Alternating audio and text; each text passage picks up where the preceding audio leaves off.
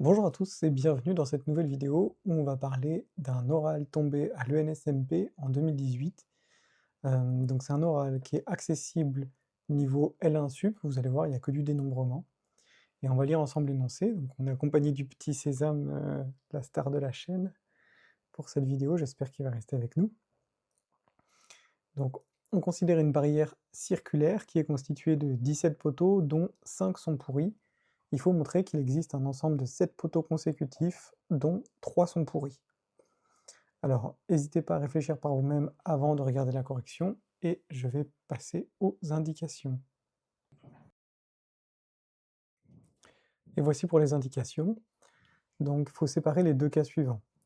Le premier cas, qui va être un petit peu le plus simple, c'est s'il existe 7 poteaux consécutifs, dont K supérieur à 3 sont pourris. Donc, il faut, dans ce cas-là, réussir à prouver qu'il y a 7 poteaux consécutifs, dont exactement 3 sont pourris. Vous allez voir que c'est pas si compliqué.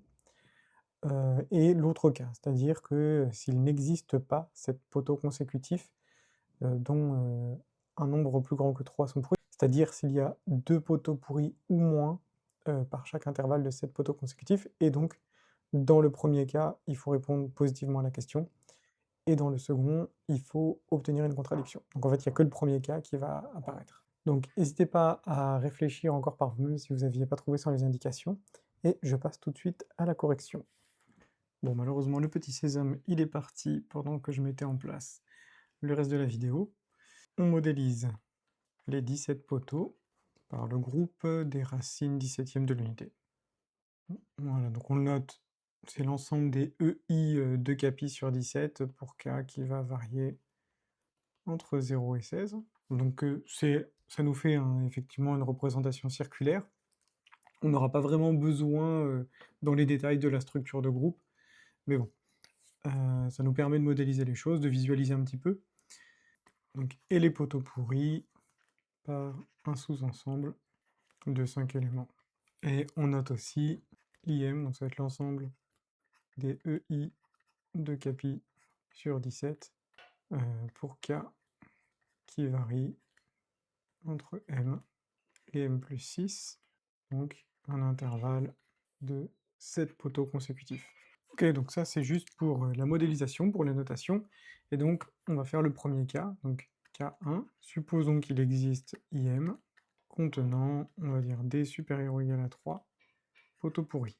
Dans ce cas, ce qu'on peut dire, c'est que IM plus 7 en contiendra au plus 5 moins D, qui est plus petit que 2, car IM et IM plus 7 sont disjoints. Et en fait, là, donc, ce qu'on va remarquer, c'est que lorsqu'on fait glisser notre intervalle qu'on ajoute 1, quand on va faire IM plus 1, et bien ce qu'on va changer, on va changer au plus de 1 le nombre de poteaux dans l'intervalle. Tout simplement, hein, on peut regarder les différents cas, soit on en ajoute un, soit on en perd un, soit on en ajoute un et on en perd un, mais dans tous les cas, en fait, on se retrouvera soit avec D plus 1, D ou D moins 1 poteau pourri dans IM plus 1. Et donc, ce qui va se passer, c'est qu'en faisant glisser IM plus 1 jusqu'à IM plus 7, on va passer de D poteaux pourris jusqu'à moins de 2 poteaux pourris, et donc comme on aura changé de 1 à chaque fois, on sera passé à un moment par un certain IM plus K, qui contiendra exactement 3 poteaux pourris. D'accord? C'est une sorte de théorème des valeurs intermédiaires, version discrète, si on veut. Donc je vais rédiger ça, mais voilà, vous avez l'idée à l'oral. Voilà. Donc là, je dénombrerai tous les cas possibles, nous repassant de IM à IM plus 1, soit on ajoute un poteau pourri, soit on en perd un, soit le nombre de poteaux pourris reste le même. C'est-à-dire qu'on en ajoute un et on en perd un, soit on perd rien du tout.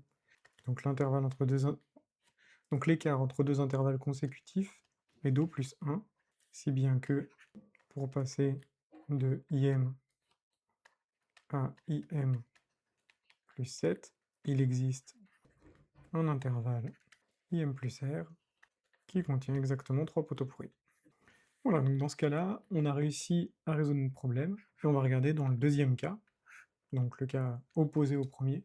Donc supposons que tous les IM contiennent au plus 2 poteaux pourris, et donc là on va montrer que ce cas-là en fait n'arrive pas.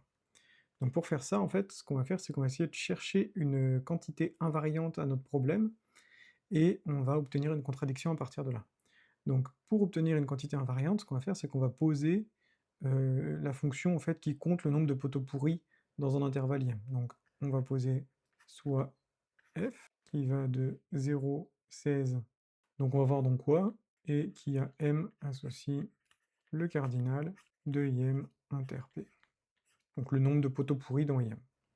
Et donc ça, par hypothèse, hein, c'est une application qui va dans 0,2. D'accord? Il y a soit 0, soit 1, soit 2 poteaux pourris, par hypothèse. Et ce qu'on remarque, c'est que on a alors cette somme-là, en fait, on va la compter, donc on va faire la somme pour m égale 0 jusqu'à 16 df de m. Et bien ça, en fait, ce qu'on peut dire, c'est que ça fait tout le temps 35. Pourquoi est-ce que ça fait tout le temps 35?